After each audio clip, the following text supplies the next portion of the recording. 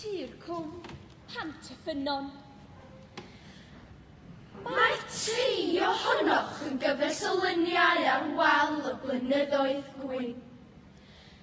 Eich onglau a'ch ciwbau carreg wedi dal fel cyseiniau llinell mewn cynhanedd o liw.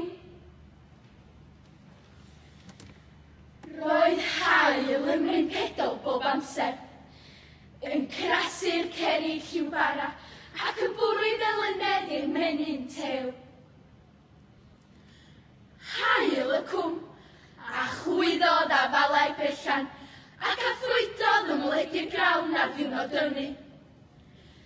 Roedd e'n dalpiau o leini ei lesu llaeth enwyn y ffenestri, ac yn gynnes yn croeso teulu yn y gegin felen. Roedd gwynt yn hir cwm bob amser, gwynt gwallgo fy mynydd i a rithau lawr o'r derwyn trwy goridor Cwm Garw. Gan reibio poplus a masan, treisio gorchoesidets a'r holion lloerig yn yr hyd. Roedd yn sleifio i'r tŷ dan y drysau a ffenestri, yn sibwd yn y parlwr a lloffydd, ac yn treiddio i feddyliau teulu ac yn ei drysu'n lan.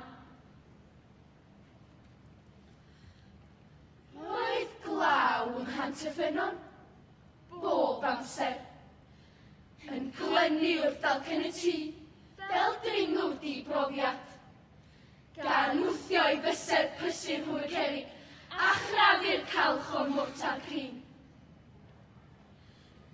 Glaw y cwm a ddeiau o gyrraedd mynydd y crigiau. Yr anghenfil piws a nadlodd ysnafedd i gas dros y caeau cymen. Gan droi ffefndy, yn fframwaith, ysgubor, yn sgebwd, ac hanedd dynion yn dywyll heno.